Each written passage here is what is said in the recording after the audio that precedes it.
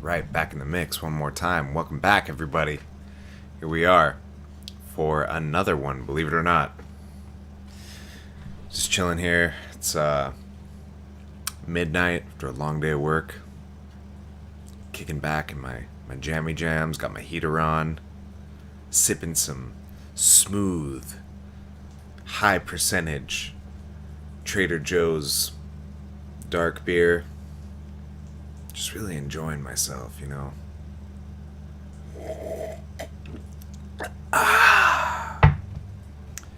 It's kind of romantic if you think about it. It's raining outside. Anyway, so today, Matthew and I are going to go over a lot of entertainment news. You know, you guys are going to have some fun with that. Y'all seen Venom yet? Well, if you haven't, get ready for some spoilers. We're about to rock your fucking world. We're not going to rock your world. It's really not that interesting. Well, we're interesting. The movie's not that interesting.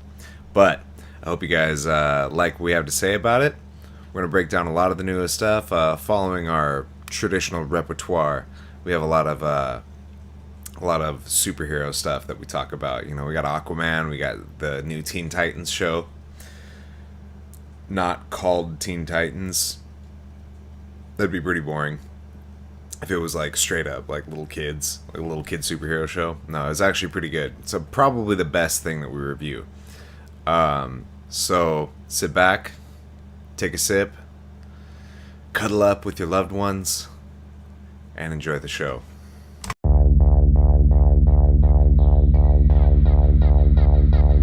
You shut up now. Picasso, I sue Casa. That come shiver. Let the party begin! Your ears you keep, and I'll tell you why. What you just said is one of the most insanely idiotic things I have ever heard. At no point in your rambling, incoherent response were you even close to anything that could be considered a rational thought. Everyone in this room is now dumber for having listened to it. Yeah, well, you know, that's just like your opinion, man. Take this quarter. Go downtown and have a rat gnaw that thing off your face. Good day to you now. I broke my back. Look at that fucking bone. You know, I don't want to sound like a queer or nothing, but I'm really gonna miss you guys when the show's over. All right, fuck it, we're recording. Cool. All right, so we're back again, 2 days in a row. This has got to be some kind of record. This is unheard of. This is astonishing. This is unheard of. If you hear any snoring in the back today, I have a full pack of pugs directly behind me. Well, this is the benefit of having the cameras on us, is we can see the pugs. Yes, but it is really dark in here. It's raining outside, and I don't have any of the lights on like a creep. Yeah, I was saying when I didn't realize you couldn't hear me, but I was like, why are you so dark, Matt? You're freaking me out. I should turn a light on. It's not a bad idea, but I mean, I just feel I'm scaring myself. So it adds to the ominous ambiance of the room. Give me 1 second. All right, Matt's going to take a second, so I'll start us off here. So welcome, everyone. Today, since yesterday we did a full-blown MMA podcast, today we're going to be focusing on a little bit more entertainment and media. Now, Matt's sort of kicked back off his Matt Reviews Media page. I see there's been a lot of new posts lately, with some things that we're gonna discuss from that. You wanna kick it off? Want to kick it off with Venom? Should we just jump right into that? Yeah, let's do it. I definitely started some more activity on my Matt Reviews Media page because I had really just been slacking on it because I went back to school and I was super busy. But you know, no excuses. I just gotta waste more time watching movies. That sounds like excuses to me. But yeah, no, we definitely need to spend more time wasting time. Anyway, so you had a pretty pretty heavy and insult heavy review of Venom the new Uh, movie, which after doing some research on the critiquing of it, it's kind of a popular opinion. It was not well received by it a was. lot of. I just thought it was awful. I mean, I don't know have any other way to put it really. I watched it with my wife in bed last night. It was a struggle for me not to turn it off about halfway in. Like the fact that I was able to sit through that entire piece of shit movie is an extreme exercise in self-control on my part. I was gonna watch Black Klansman originally, which is supposed to be really good.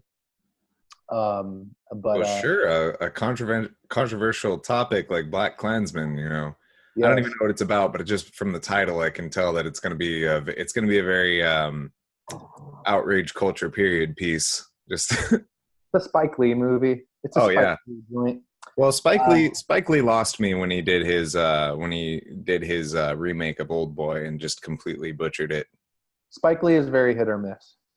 Spike Lee is to me is one of the most inconsistent filmmakers in some ways, because the movies by him that I've really liked. Like I loved How to Make a Player or How to Be a Player. I've actually never seen that. But I did love He Got Game. I loved 25th Hour. But yeah, he does some real duds too. So yeah, he's capable of some real dog shit.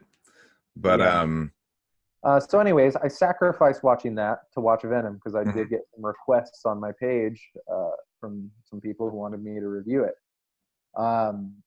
Yeah, I just thought it was really bad. I mean, I don't have any other way to really describe it. The acting I thought was pretty much awful from everybody. You could run through that movie, in my opinion, and take just about every performance and make the argument that it's every actor's worst performance in their career. I can see that. The dialogue is beyond horrible, because it's just chocked full of these lines that you can tell they were trying to be funny. They were trying to go for that sharp Joss Whedon-esque kind of Marvel. Well, here's one of the things I picked up when I was kind of looking into the movie right now. First, I'd like to open up by saying, I kind of liked it. I liked it in a really simple, generic, like throwaway kind of way. Like I just liked watching Venom run around and terrorize the city and everything. Like I agree with basically every critique you have of it. I think the acting was really subpar. It was very phoned in by every actor, and they had good actors on the movie, and they all just provided really throwaway performances. And also the CGI, I can't handle an over injection of CGI like that. The CGI I didn't mind so much. It wasn't the fight at the end. Yeah. The fight at the end, it turned into one of those fucking Transformer movies. Very, very Michael Bay looking. Yeah, couldn't tell what the fuck was going on. Like, well, what I was going to get at in response to what you're just saying right now, the director of this movie, Ruben Fleischer, known for such works as Zombieland and 30 Minutes or Less, Gangster Squad, all not bad movies. Yeah, 30 Minutes or Less I never saw Gangster Squad, but I remember thinking 30 Minutes or Less was okay. Gangster Squad definitely took me many years after it came out to actually watch, but it was actually a pretty good movie. But that sort of that movie direction style, that production style, it doesn't really fit for this sort of dark anti-hero, violent superhero movie. It felt like a movie with an identity crisis. It didn't quite know what it wanted to be. Well, there's just wrong with a movie doing that. You can have elements of both, but I just felt like they didn't do a very good job of blending those elements. Well, it kind of just seemed like it didn't really have that Venom kind of heart to it. Like it felt thrown off. Like it felt like somebody took the elements and the characters that didn't actually have any familiarity with them, and then they just had that guy make the story. It felt like a 14-year-old wrote the story. Like, I think a I'm 14-year-old would have done a better job because they would have probably been would've. probably way more into the comics and You stuff. find me a smart 14-year-old, and he could write a better movie. If you find me a 14-year-old that could write a script, I bet you that 14-year-old would write a better script. I mean, yeah, a lot of the lines, the one-liners, and the dialogue were really, really like they were cringy. They were flat, so flat. Yeah, really like really bad. But yeah, I think the looking at the inappropriate selection for the director for this movie, in my opinion, it made me kind of think about it. And I thought, like, what would be really good. I just got this little image in my head of, like, I think like a Guillermo del Toro style director could do like in a movie really well. I think that would have been like ideal. Guillermo del Toro would be absolutely perfect. Here's one major problem with the movie that actually I forgot to address in my review. They gave us too much symbiote, I think. Too much. Too much Venom symbiote, or too much just... there was multiple. There was they had the Riot dude. There was all these multiple symbiotes, and then the symbiote would just kind of latch from one person to another. And they were really inconsistent with the story, with like how the symbiotes interact with people. It was like they could just hang on to some people sometimes, and then they would be like eating away at them. Yeah, we can go into a whole separate podcast just fucking picking apart the plot holes in this movie. Let's not even get into that, because that's like, this movie has so many goddamn plot holes. Yeah. But yeah, there was a lot of stuff like that where there was stuff that they just didn't explain. Like this might be nitpicky, and if it is, well, that's what we're doing. We're critiquing. We're supposed to be nitpicky. But this specific example I'm about to use, okay, probably the thing I hated the most about the movie was the villain played by Riz Ahmed. His character was awful. It was literally, I said in the review, it was like an Austin Powers villain. Yeah, that was a really good way of putting it. He was very very James Bond of a villain, like so overblown, just pure evil. There's no cutout. Yeah. There was a scene in the movie where Tom Hardy breaks into the facility where they're keeping the symbiote, and the symbiote latches onto him and he escapes. And Riz Ahmed comes in and he's like, find me my symbiote. And it's like, you guys don't have security cameras in your they didn't even know who took it. They didn't have cameras, so that's a really good They didn't know that there was a doctor who lets Tom Hardy in, and they would know that if they watched the cameras. You're telling me if they check the security logs for like who exactly key cards. You're telling me that this Elon Musk looking fucking type character doesn't have security cameras.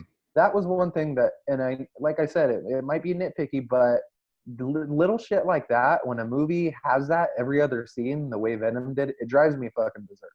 It's because it's lazy. It's a lack of attention to detail.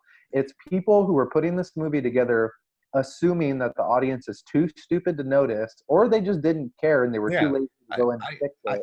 I honestly think it was more of a they don't care thing. Like they were pumping this out. I mean, this is Sony Pictures. This isn't like an independent production company. This is a big money production company who, like, for lack of a better way of putting it, they're essentially heartless. They're a machine. They're creating content for people to absorb. It's not art at this point.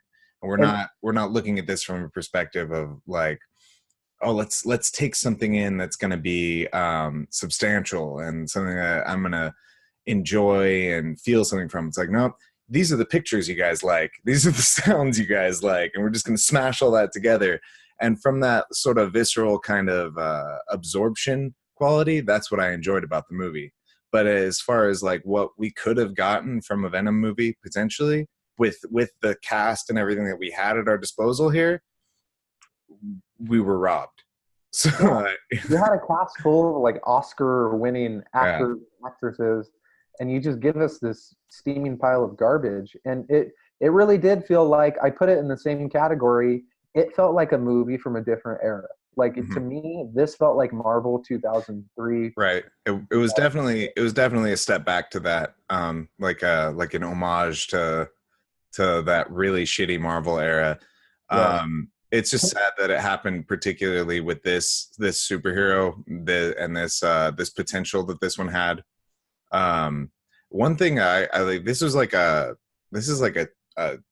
two-sided coin here for this point about it, but I liked the quantity of violence, but I hated the fact that it was like PG-13 violence. It was like there was no blood. He's like biting people's heads off, but it almost is just like insinuating that he's biting their heads off, you know? Bites their heads off, and then nothing. There's nothing. There's no blood. There's no nothing.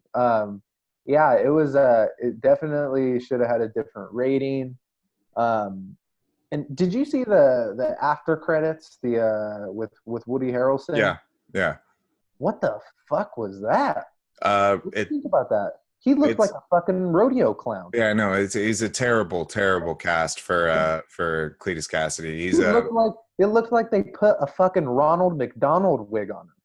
Yes, he looked absolutely silly. But you know what? That was Zombieland again. That's the guy. That's the director. He's bringing his cast in, and he's dolling them up in that cartoony kind of way that like it works for movies that he's done before, but it's not this one.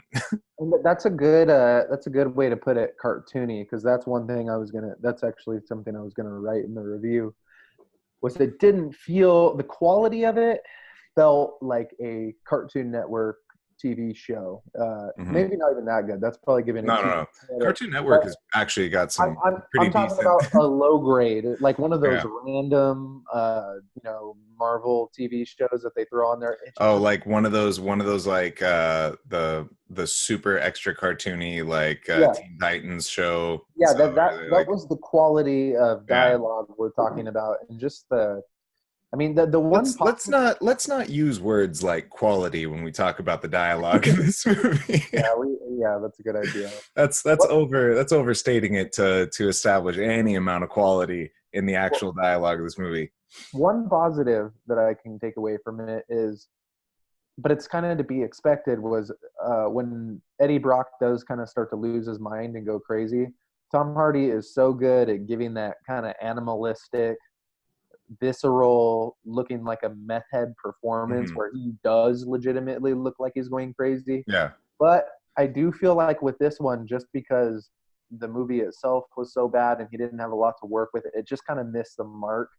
And then he did this weird thing with like accents and stuff. Did you notice that? Like his accent changed a lot throughout the movie. At one point he used like an English accent. Yeah. He had a hard. I don't think I've ever noticed him have a hard time keeping his accent in a movie before, but in this one it seemed like he slipped a lot. I noticed that. My sister was watching it with me, and she even said something about it. So, like, oh, he can't keep his accent. I'm all, Tom Hardy? Shit, you're right. Yeah, it was weird. It was just a very odd. One thing I can say is I can definitely see why there was so much love and so much hate in it, because it gives you a lot to talk about. There's no doubt about that. Whether you thought it was good or you thought it was bad, it's an easy movie for us to sit here and dissect, because it was just so kind of weird and just all over the place. Yeah, but I mean, literally just in that really simple, like, I'm just putting this on for something in the background kind of way, I enjoyed it. But if you really break down the actual details of the movie, the aspects that it was put together with, it was just so bad. It was so poorly done. It was so terrible. Yeah, I would never watch it again. I don't know. I just really hope that they don't waste their time pumping out more of these movies. They will, because it made a lot of money. But I hope that they don't try to intermingle Tom Holland's Spider-Man with this. And I don't want to see those two universes have anything to do with each other. No. Because that Tom Holland's Spider-Man was done with like a lot of care, and it's a part of the Marvel universe. and it's a character you actually kind of give a shit about. And I just can't see this and that working together in any way. Aren't they gonna kill off Tom Holland's Spider-Man? I don't know.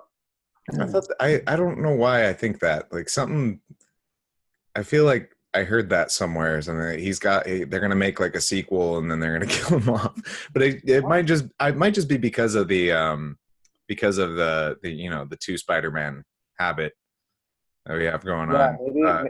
I couldn't see them killing him off. I could see them maybe something happens in Avengers, or maybe reality gets swapped and then they switch to Miles Morales or something like that. Maybe I'm just thinking about what happened in Infinity War, where he like dissipated. But that brings us into a segue for a really, really good movie that just came out. How about Into the Spider-Verse? Yeah, really good. It's funny because when I first saw the trailer for Into the Spider-Verse, however long ago it was when it came out, I didn't really care for it that much, and it was a small trailer, and I thought it was just going to be like a throwaway Spider-Man movie. I saw the trailer when I was in theaters to see Venom, and I don't know, I thought exactly. Hello, can you hear me? Oh yeah, sorry. Okay. We lost each other for a second. Yeah, but I thought the same thing. I thought it was going to be like a very throwaway thing. I didn't like the animation. I didn't like what it looked like. I thought it was going to be like a short film too. I thought it was going to be like 30 minutes long or something like that. Yeah. I did not expect it to be so like well crafted, well written out, so like artistic and just a really unique Spider-Man story. Yeah, it was. I was thoroughly impressed with that movie. Yeah, you're right. It was really well done. It really did something completely different. It wasn't just unique for a Spider-Man movie in particular. It was unique for a superhero movie in general. Well, I think I use the words like, I think I specified as a Spider-Man movie because it was such an in-depth story. It's hard to look at it as it's hard to generalize it. Yeah, it is.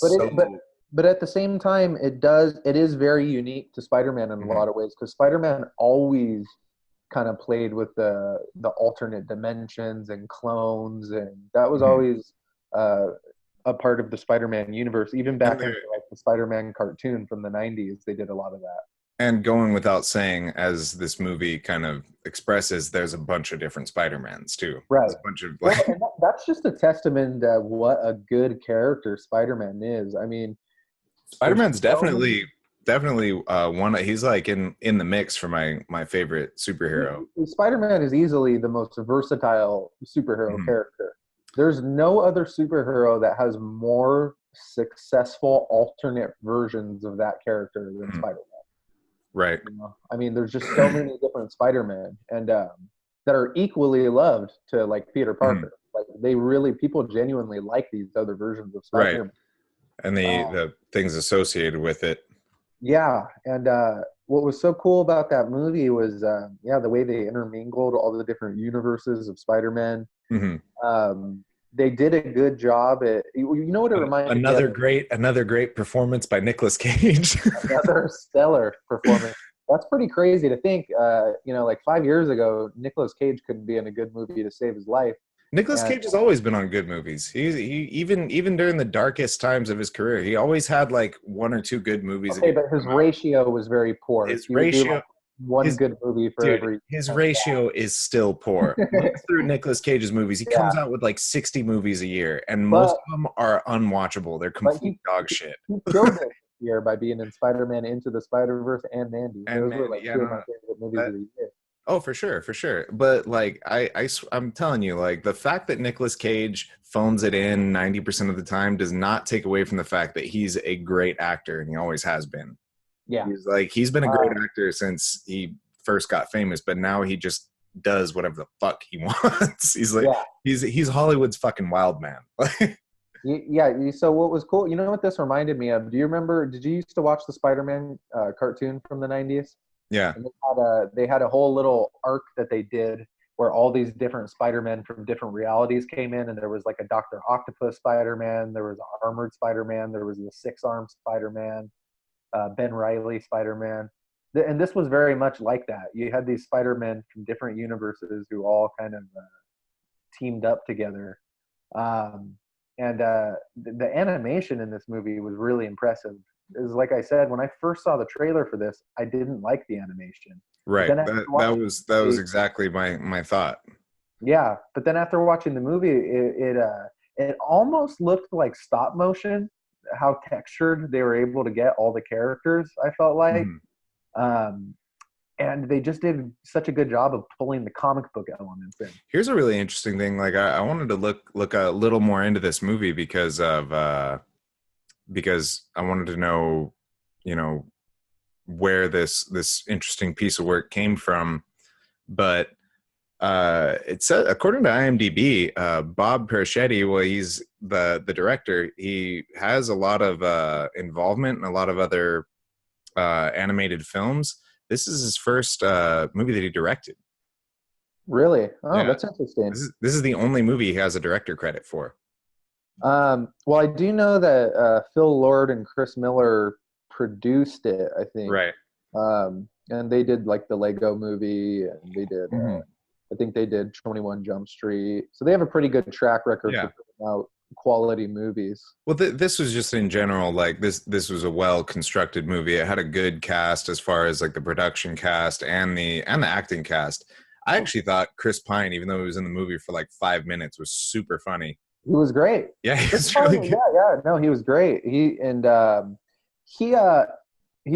was good in Wonder Woman too. He's kind of shown to be he's pretty good in comedy roles. Yeah, he's good at like little short funny things. Like there's just something that happens when I loved the stab they took at Spider-Man 3. Yeah, that was hilarious. With the dancing, we don't really talk about that. Well, I love there's something funny about when you take these like mega handsome Hollywood hunk types and you put them in comedy roles. Mm-hmm. And like Chris Hemsworth was great in Thor Ragnarok. That was probably my favorite Marvel movie. I agree.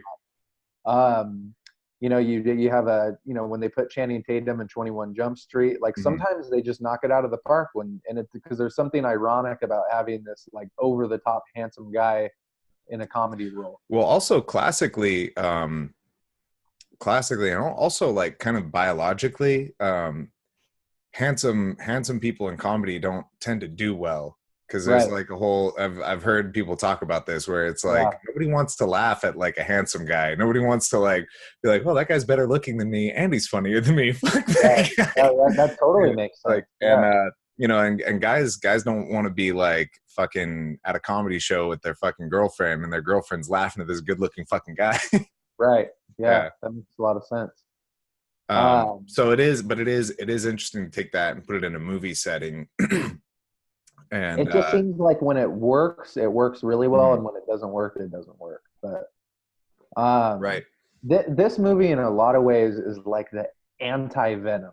Like so much care went into this movie. Once we got bit by the Venom snake, we had to get the anti-Venom. Yeah, this is like a finely curated comic book lover's dream. Whereas Venom is, we already talked about that, but. Yeah, we've already been there.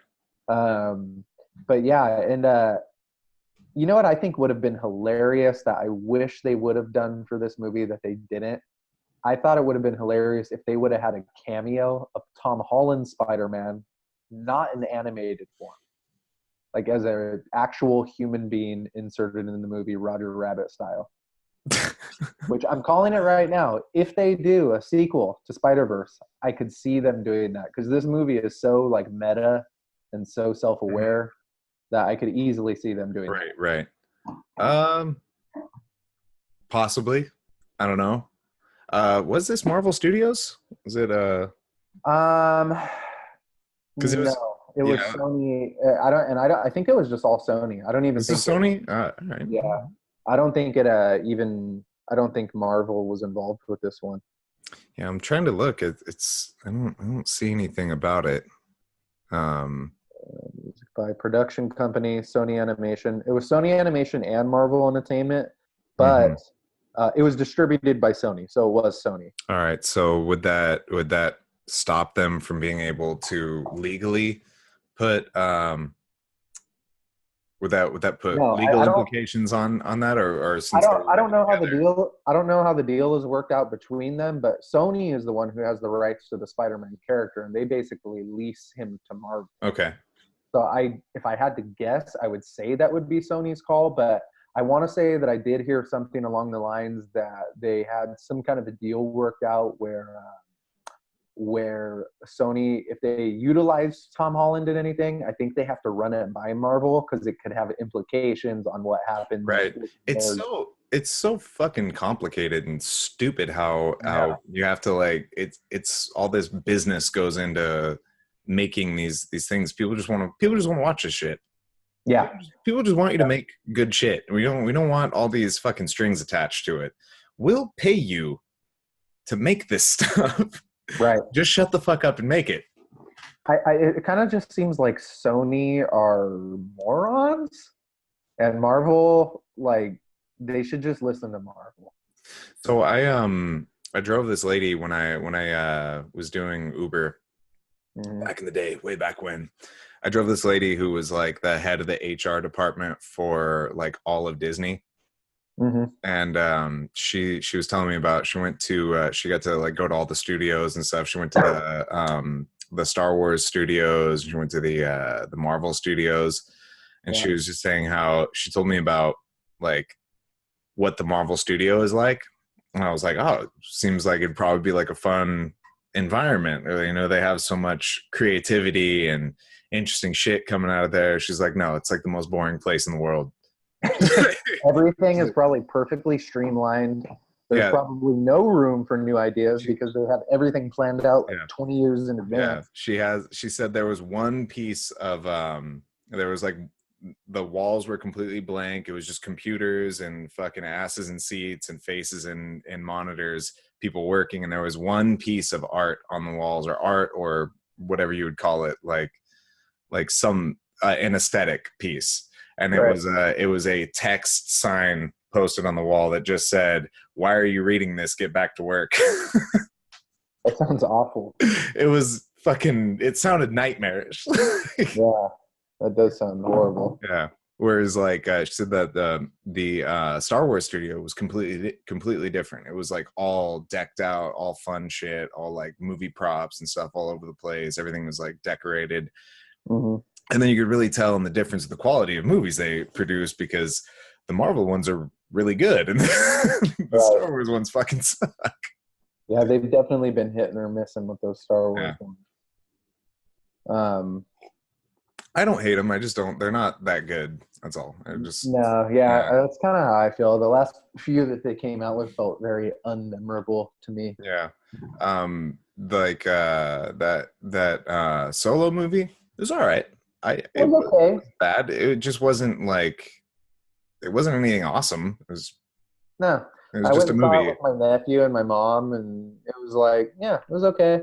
Yeah, it's kind of like it's like the appeal that you'd get from watching like a really well made like children's movie or something. It's like, it's okay. I didn't get anything out of this. But Solo was very much a movie that like didn't ever need to be made in the first place. Like, really, you're making a mistake when you have a character as iconic as Harrison Ford as Han Solo, and you do. Right. Because you can't, even though I thought the guy who played Han Solo his performance was fine. He did a good job of playing a young Han, as good as a job as you could have done at playing Han Solo. It's you're talking about like one of the most iconic people ever. It's like, you can't, that's hard to do. Yeah. It's like trying to just come up with a new Tupac or something. It's just not going to work. Yeah. They had to make a hologram of him because they couldn't get another one. Yeah. That's a really good point. I feel like that was probably the biggest hole that movie had, was just the fact that they just couldn't. You can't recreate Han Solo with someone other than Harrison Ford. It just doesn't work. There isn't going to be somebody else who does Indiana Jones right either. No, yeah, just move on. Make something else. Make something else different. Make Jones something spin-off, maybe. Yeah, make something similar, but it's not going to be the same. Indie. Yeah, they kind of tried to do that with Shia LaBeouf, I guess. When Yeah, they had him be like the young indie, but that was a mistake. but that movie blew so much ass that they just couldn't keep going with that. It was so terrible. It was horrible. Still have not forgiven for that. No. But yeah. Did you see Aquaman yet? I did. Did you? I did. So I felt like it was which here's an interesting thing. I just read online that it beat like everything for like box office payouts for superhero movies. Like it'd be like Thor Ragnarok and Infinity War and everything. Really? Yeah. But I was thinking that it definitely seems like they've decided to make Aquaman their DC's answer to Thor. He's for sure. That was exactly what I told told my nephew when we left him. They copied the whole like 80s futuristic psychedelic appeal that Thor Ragnarok had, and they copied they have similar attitudes, they have beards, they're big, super buff, handsome men with like from another universe, whatever. I mean, technically Aquaman's from underwater, but it's essentially like, it's essentially the Asgard just on Earth. It felt to me, I didn't hate it. I didn't either. I liked it. I thought it was fun to watch. Felt to me like, okay, Thor Ragnarok is Target, Aquaman is Walmart. That's how it felt. Totally. That's a great way of putting it. It was definitely better than, other than Wonder Woman, it was definitely better than all of DC's other recent. All right, so then Justice League and Wonder Woman would have been Kmart. That's what we're talking about. Justice League and Batman v Superman. Oh, yeah, Batman. Those are lower than Kmart. That's like Big Lots. Big Lots. Hey man, don't shit on Big Lots. I love Big Lots. Big Lots is cool. You can find a nugget of goodness in Big Lots when you go in there. And you could find a nugget of goodness in those movies. In those movies. They weren't completely terrible. Aquaman. I think it's probably the best one of those DC movies that's come out. Universe movies. Yeah. Not including the animated ones. The animated DC movies are really good. They haven't slipped up in that. No. Most people would say that Wonder Woman is the best of those, but I don't think Wonder Woman was that good. I felt like people were overpraising it because of the fact that it was the first female superhero movie.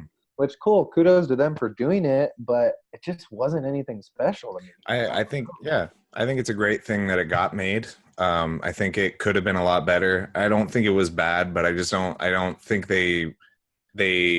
I think they invested in just the fact that they were doing a female superhero, and if you just watch it objectively, there isn't really a lot tying you into the movie. There isn't a lot of like emotional grip you get from it. It felt like a really flat movie.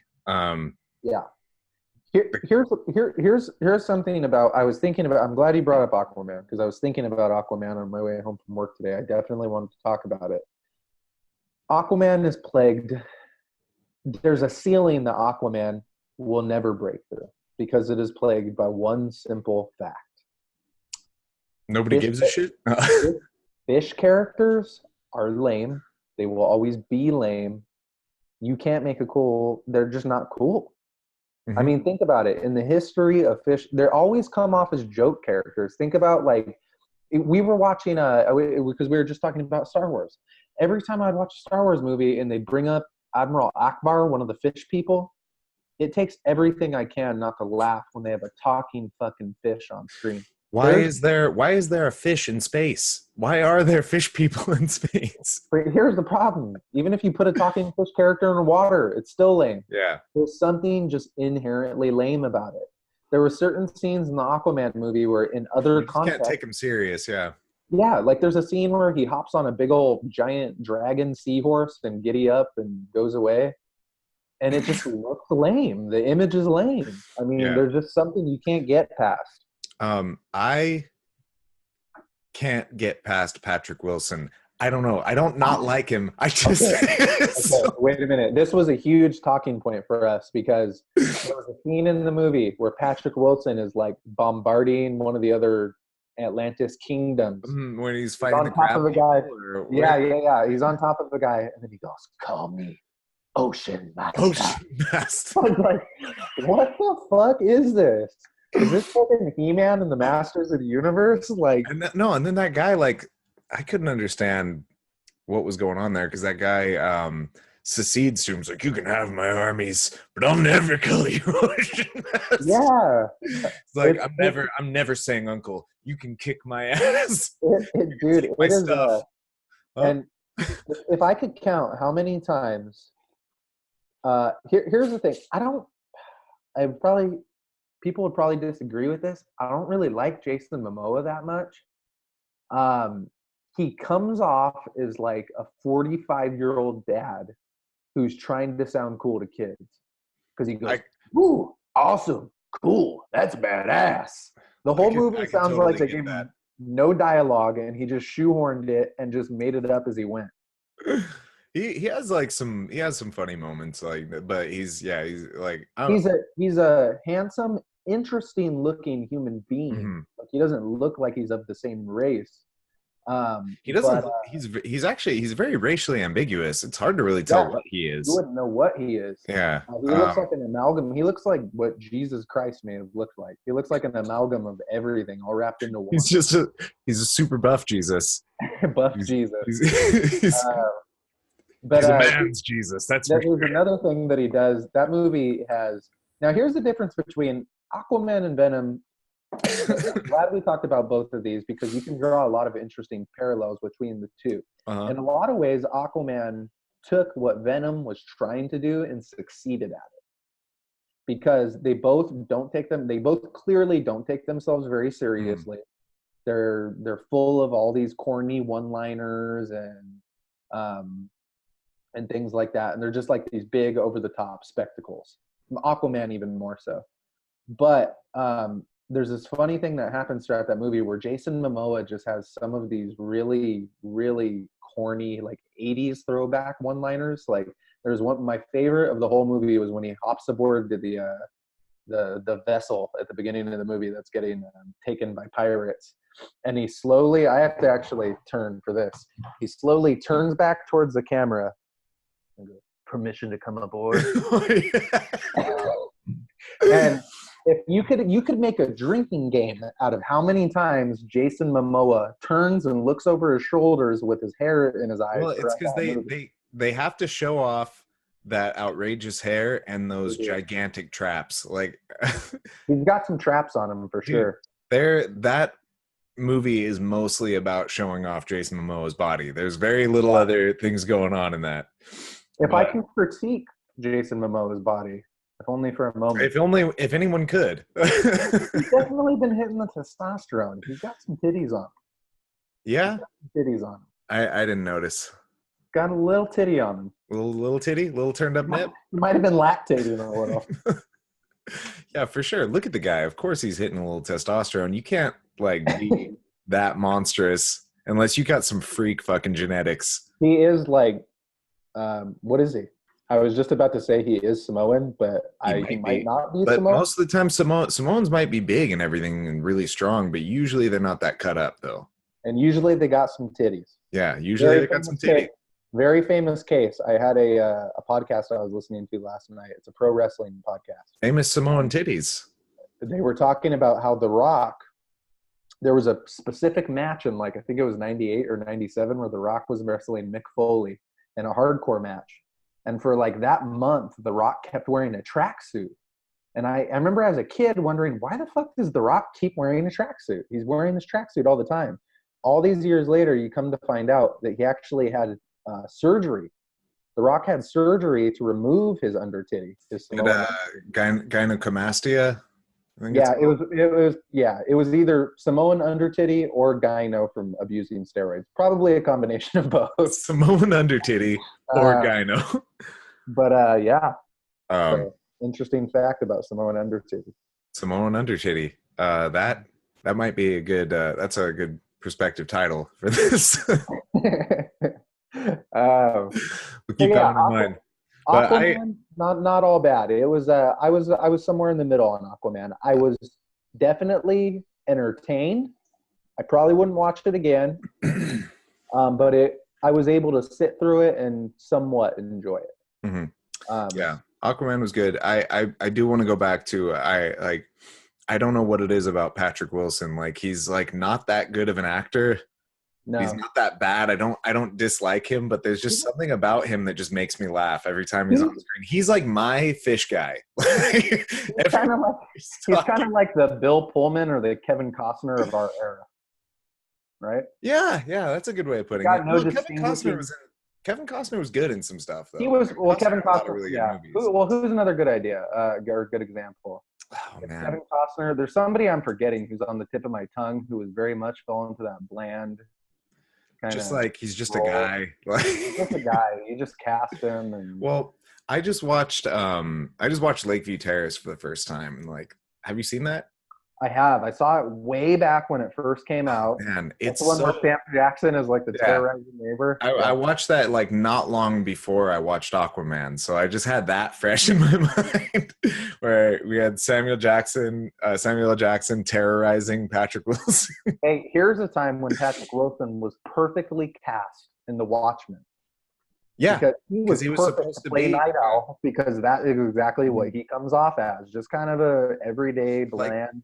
Kind of ugly, like not I wouldn't know. Like a superhero. No, you know what's crazy though is I saw some pictures of Patrick Wilson when he was younger the other day, and dude, when he was young, he looked like a supermodel. Really? I'm telling you, yeah. When Patrick Wilson was young, but now he kind of looks like he would be like the hottest dad at a PTA meeting. Right? I could see that. Because he's still like in pretty good shape, even though he's like middle-aged, and you know he's only balding a little bit. Like just thin. Right. Yeah, no, he's maintained much of his angular features, but as far as like a superhero character and everything goes, he looks like he was not perfect for, huh? I said, as far as a superhero character, not buying it. Not buying it. This guy ain't fighting Jason Momoa and standing. No. I would pay money to see that. Yeah. Jason Momoa is the type of dude who is. It's in some ways it might have been a perfect contrast though, because Jason Momoa is the type of dude who, if you were just, let's say you're just walking into a gas station and you're like, I'm just gonna stop off and get myself a Diet Coke. You walk into the gas station and there's Jason Momoa standing in front of you, getting an icy at the icy machine. And you're like, who the fuck? Who's this guy? Who the fuck is this guy? Be like, I need to go do some pull-ups. Yeah, I don't know who this guy is, but I feel like I should know who this fucking dude is. Right? Yeah. Like, it would definitely such an anomaly. Well, he's definitely like it was no accident that he got discovered. Like that, you just look at him like that. That guy stands out. Mm-hmm. Yeah. For sure. I the first thing I saw him in was Conan, the remake. I don't think I saw him in anything before that. You want to know the first thing I saw him in, and I didn't even realize at the time it was the first thing I saw him in? Baywatch. Baywatch? Jason Momoa was in a version of Baywatch, I believe. I have to fact check it. Some obscure indie version of Baywatch, or I'm pretty sure this dude was in Baywatch at one point. Are you sure it wasn't like a pornographic Baywatch? No, okay, no. Now I remember. It wasn't Baywatch. It was a film. I think it was a film called Pipeline, maybe. It was some kind of surfing. Was that thing he was in? Pipeline. No, wait, he was in Baywatch. I knew it. He was in Baywatch Hawaii in 1999 to 2001. Okay. So he was. Was he as stacked and yoked, and did he have the Samoan under titty? No, he just looked like a younger, because he had short hair then. He didn't have the beard. He didn't have all the tats. Mm-hmm. He wasn't. That's how I know he wasn't built like he is now. That's for sure. He's been hitting. he's just tall and slender. He was just kind of tall. That's right, though. He was Really? Look up a young Jason Momoa. I'm going to look up a young Jason Momoa right now. And all you people watching, listening, you should look up a young Jason Momoa too. So you can be on the same page as us. Yeah, he just kind of looks like a really handsome, young, slender dude. It filled it in for me. Like I'd already searched for young Jason Momoa. Oh, that's so funny. He doesn't even look the same at all. Yeah, isn't that right? Like he's in good shape, but he's like in normal good shape. Right. He's like average, skinny, or slender dude shape. Says it right there. Baywatch Hawaii, back in 2000. Yep. Man, there's some funny things that come up on here. It says Jason Momoa is so hot, I want to die. BuzzFeed. That's the second line after you search young Jason Momoa. All right. Well, good for you, Jason Momoa. That's how people feel about you. Yeah. So there was the other thing I wanted to touch on with Aquaman before I forget.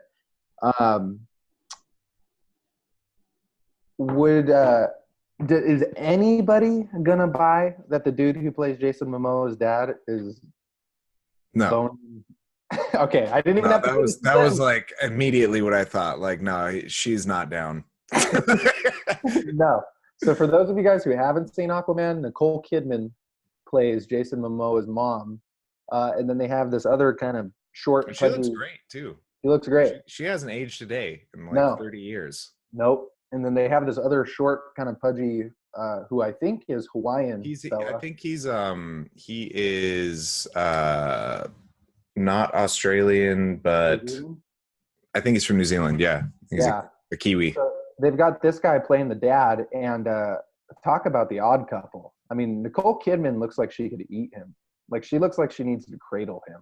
She looks like an Amazon woman. And yeah, he's like 4'9", something like that. Yeah, and he's like 4'9", 185 pounds. Well, so when we were watching this movie, it was a scene where spoiler alert. It was a scene where Aquaman's mom had to go back to Atlantis to like keep the child. In case you didn't know that's part of the story. Yeah. So she has to go back to Atlantis, and she jumps into the ocean. And I whispered over to Ariana, I was like, this poor fucking guy. He's probably like, I'm never going to find a piece of ass like that again in my life. That's exactly what I was like, there's no way I'm ever going to fucking... He's like, he walks out to the bridge because he loves her so... Or he walks out to the edge of the pier every morning. He loves her so much. It's like, well, yeah, fucking of course he does. Look at him. Yeah, you're not going to go from banging Nicole Kidman to, like, Pornhub. That's not going to be the trip. You got to wait for her to come back to fulfill that need. Man. I got that Atlantean ass for years, and it's just gone. It's gone. She's never seen a land person before. Like, she might think that I'm something fucking special. Yeah. She's been surrounded by fish her entire life. Dude. The other thing that I did consider, though, if she is an Atlantean, she spent the whole life under the sea. She probably still occasionally hops into the sea and hangs out. I would think so. It must have been like a fish market down there. I mean, yeah, maybe, or the salt water would just really keep her like washed out. Maybe, it might be a give or take. It could be, neutral. Fresh. It might smell like a ocean water, one of those Bath and Body Works ocean water breeze candles or soaps. Yeah, like now I used to swim in the ocean a lot when I was younger. Like towards the end of high school, me and G used to go out to Pismo, and we'd challenge Poseidon at like 5 a.m. Aqualad, if you will. Yeah, Aqualad. We did. we were very aqua young men for a while. He kind of looks like Aqualad too. Yeah, you could pass for Aqualad. Good. Same So, here. one thing I noticed from swimming in the ocean a lot is sure, it's a little, the salt water isn't like super fresh smelling. It smells like salt water, the Right. ocean water. But when you get in the ocean, you're like, it's like it brings you back to neutral. You're not too smelly, and you're not really too clean either. You're just you're ocean smelly. You're So, exactly as you should be. yeah, exactly. It's a very natural level of smelliness and cleanliness. Mm. So maybe that's where, Aquaman's mom would be.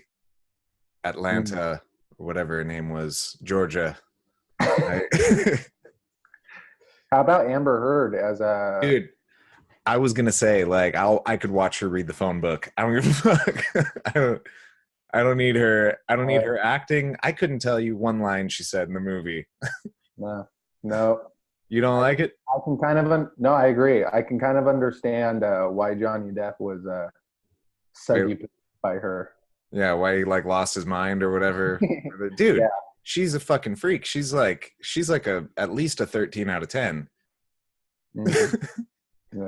Even I won't say too much just in case my wife is listening, but I agree with all your sentiments. She's even excessively hot for a celebrity. It's not even just that, like, oh, she was in the, no, it's like watching her on the TV and then they put her in like this poison ivy looking, it reminded me of it looked like Batman and Robin poison ivy. Yeah, which is also a very form-fitting outfit. Right. It was good. What more can you say? I like how the way the plot line was progressed was based on her not wanting to fuck Patrick Wilson. Pretty much. That was basically the main story of the movie.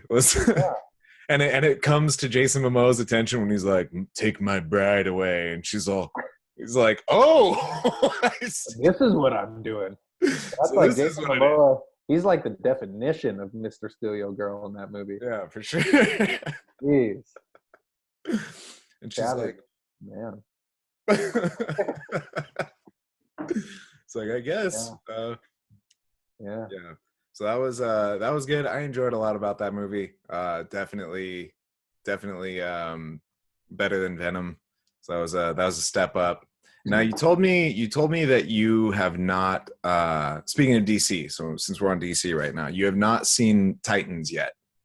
No, I did see last week or the week prior to that, I saw a trailer for the upcoming season of Titans where they have Batman in there. Okay, so Titans just wrapped, or like they didn't just wrap, they filmed it forever ago, but they just finished the season. And I just finished it off, and just as far, I don't know where it aired on because I watched it online, but I don't know. I think it was on DC's streaming app. Okay, because I was gonna say, because it's definitely like R-rated. It's not like it's not fit for TV. They weren't showing this on like FX or something. Like no, well the initial preview for it was when that I saw for the season 1 was when Robin goes, "Fuck Batman." Yeah, I was gonna say, like the opening line from Robin is "fuck Batman," like, and they just drop F-bombs. Like there's, it's not super aggressive. It's not like to the point where it takes away from the show or anything. But there's pretty consistently like language like that. There's mature language. There's a lot of blood. There's a lot of violence, which is interesting. Because I never liked Teen Titans. I never had any interest in Teen Titans. I thought like, oh, fucking junior superhero group. Who gives a fuck? Yeah. But they just decided to take this and do like a whole fucking 180 with it.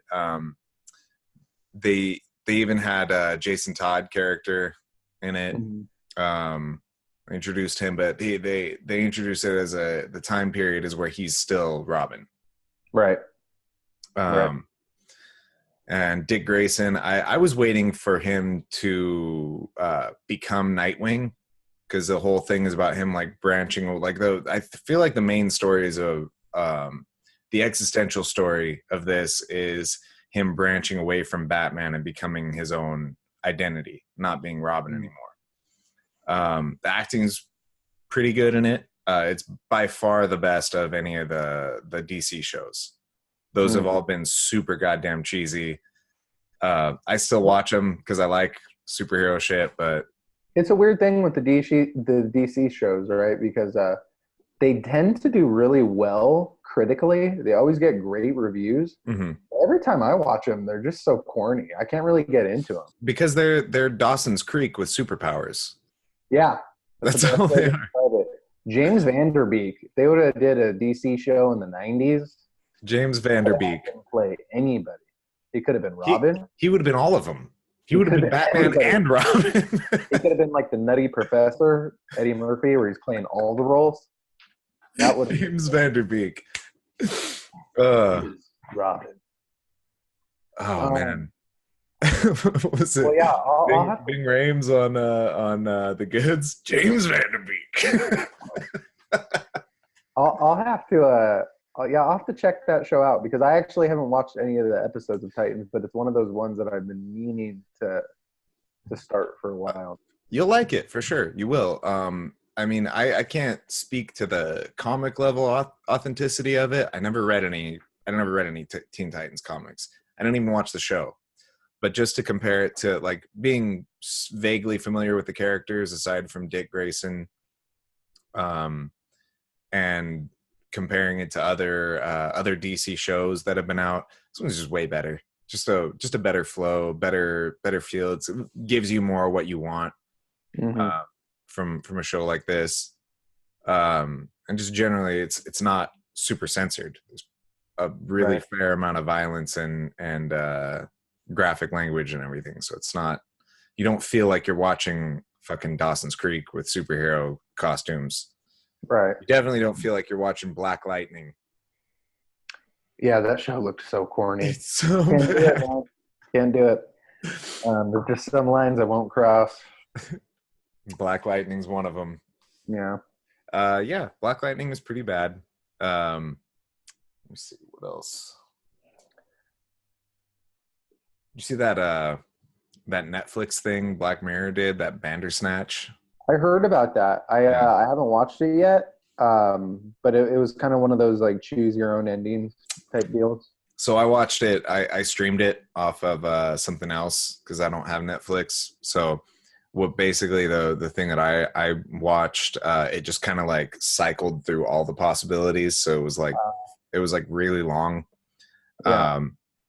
I kind of lost interest halfway through it. I didn't think it was that good. Like it kind of, I've been hearing about it a lot, so I kind of thought like it was going to be more exciting, but it just seemed more gimmicky. I think people just anytime something, here's what's funny about it is like that whole choose your own ending concept is not new.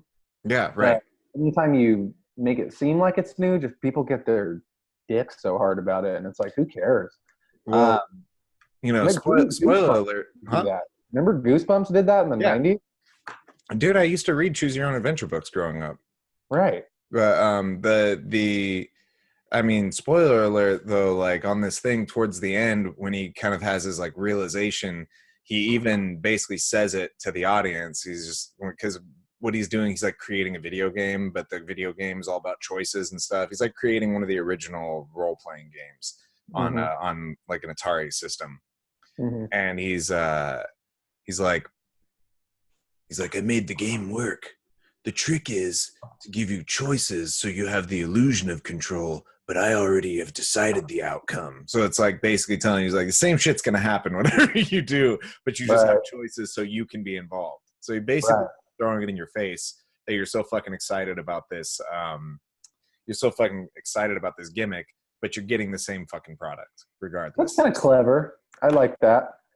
But yeah, I mean, you don't really have a choice with what goes down. You're just getting the same fucking thing. Like, I've only watched 2 episodes of Black Mirror. Oh, dude, it's so good. Which one? It's really good.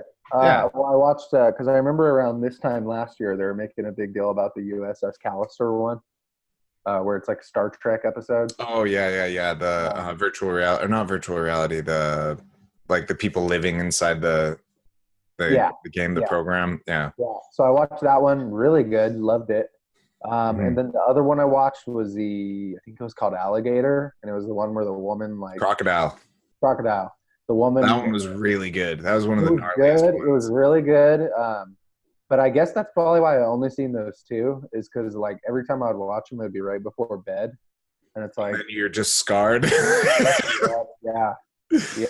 Especially the crocodile one. That one, the USS Callister one is it's dark, but it's kind of fun. Yeah, The that one crocodile at least. Yeah, really fucks your head up.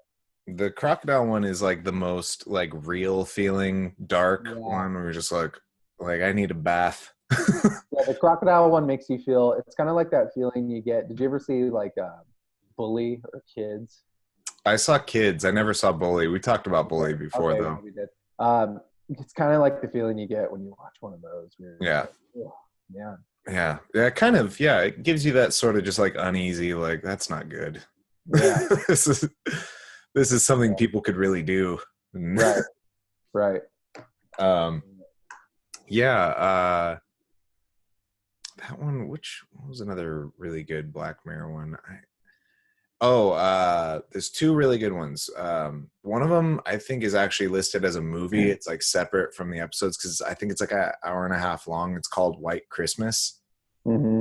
That one is really twisted and really good. It's like really clever. Like, what is that one about? it's got John Hamm on it, and it's I don't really want to tell you too much about it. Okay. I'm trying to think of like what I can tell you without spoiling anything, because that's something like I would really rather talk about that one after we both seen it. That one, and then there's another one called White Bear. So all the best ones are white. Or white. What's no. So there's an episode called White Bear, and that one's really good because that one has a lot of implications on like right and wrong and like more or less sort of like good and evil.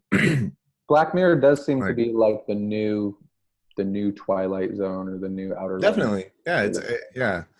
It's definitely taking you there, and it has that sort of dark aesthetic that those had, where it was like kind of like fucked up. The endings were always kind of like fucked up. Really is there like a semi-happy ending? I loved Twilight Zone when I was a kid. And yeah, they always had Night Gallery, motherfucker. Night Gallery was like, all right, let me use this analogy again. You have Twilight Zone, Target, Outer Limits, Walmart, Night Gallery, Kmart. Night Gallery is like 7-Eleven. Yeah. There was some gems, but the selection was small. Mm-hmm. Night Gallery, that was the first thing I saw Jerry Stiller on. He was on this episode called The Devil's Advocate. I think I saw the very episode you were talking, because I remember watching Night Gallery would come on really late, right? Yeah, that's why I watched it. The last thing they played, like right before I went to bed. Yeah. It was like the last scary thing I got to watch before I go to bed. Night Gallery, that was the other thing about Night Gallery. Is like Outer Limits was more like specifically sci-fi. Twilight Zone was like mystery, sci-fi, horror. Night Gallery was more just horror based. It was more like so that was why I really liked Night Gallery a lot. Twilight Zone, you could have one episode that kind of shifted more towards comedy, and then you could have more, it would kind of alternate genres a little more.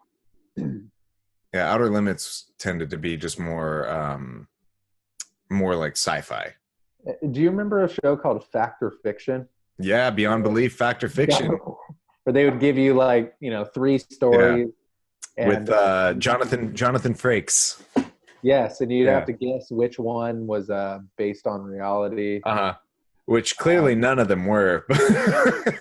No, wasn't John or Josh Brolin's dad involved with that show somehow? Yeah, I think he was. I think he hosted for a period of time. Yeah, he did. He did. Yeah, he did. After Jonathan Frakes, like the last couple seasons. Brolin's dad was the dude. I forgot about that. Yeah, we used to watch that every Friday night. It would be like The Simpsons, Beyond Belief, Fact or Fiction, and Pizza Night. We did the exact same thing. I remember I would watch that fucking show with And I remember even when I would watch it with my mom and my dad, and then I remember we would even, like, when we'd go up to my grandma's house or something, we would watch it with them too. Uh-huh. Everybody was into that. Yeah. Well, you know what? I tried recently to go back and watch it, and like I found a few episodes, and man, it's so hard to watch nowadays. Really It's so fucking bad. bad. I loved it. It's like it's got a place deep down in my heart, but for sure, like it's such a terrible show. Yeah, it had a similar the quality level of it reminded me of the same quality level you got from like Goosebumps, or Right. It had a similar feel to that very cheaply made television. Yeah. But for those of you that don't know what it is, basically what it was is they would have like a show would feature like 2 or 3 different stories, and you would have to guess by the end of the episode which one of these stories was based on like an actual real life supposed event. And they would always be something tied into like the supernatural or psychics or some shit like that. Yeah, it would be something like ghosts or aliens or something impossible. And so clearly none of it was based on reality. No. Theoretically, and it would be like Jonathan Frakes would be like, "Do you believe that this blah blah blah blah blah?" So yeah, well, you'd be right. Turns out similar events did occur according to sources in Memphis. According to Jimmy John in Alabama.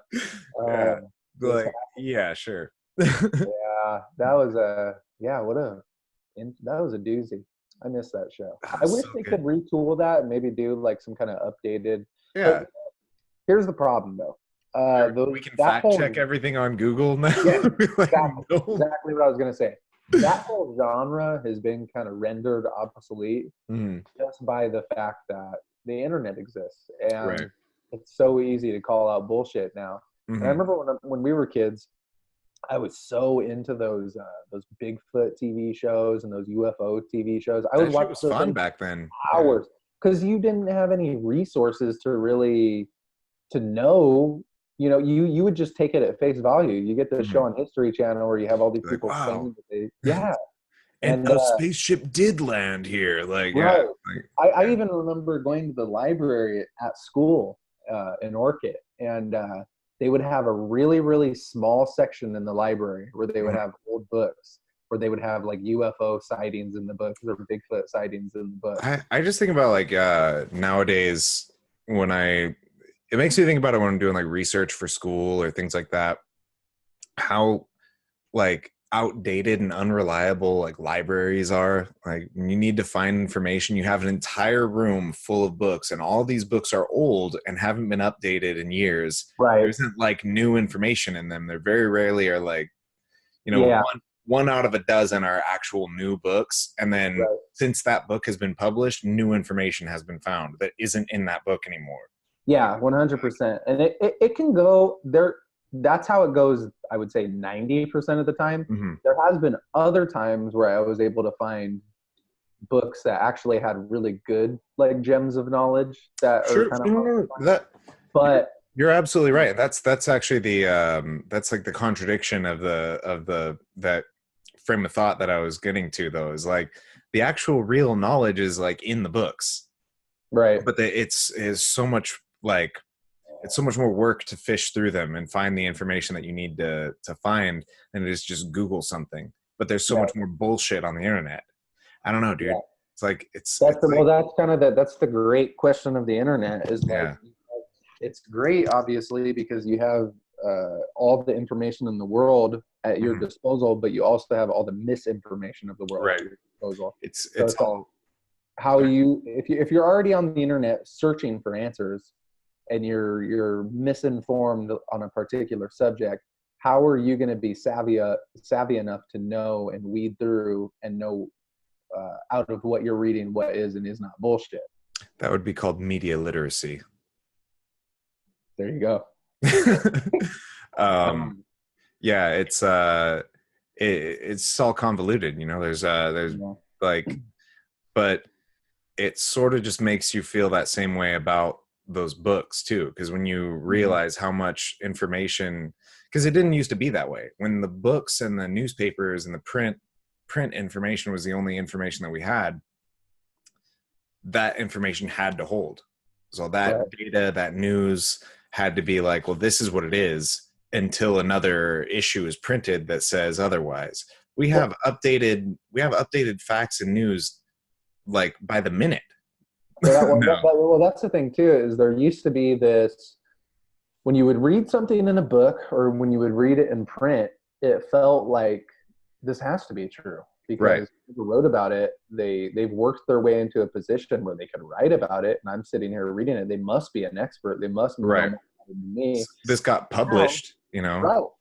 And now that everybody has the opportunity to do that on the internet, it's just so easy to call out bullshit. Yeah. And that's a really interesting example of this is something like famous murder cases and like Making a Murderer and stuff like that, because it just goes to show you how powerful it is, how people who are watching these TV shows are becoming like little mini investigators and going in and picking out shit that investigators didn't even pick up on. Right.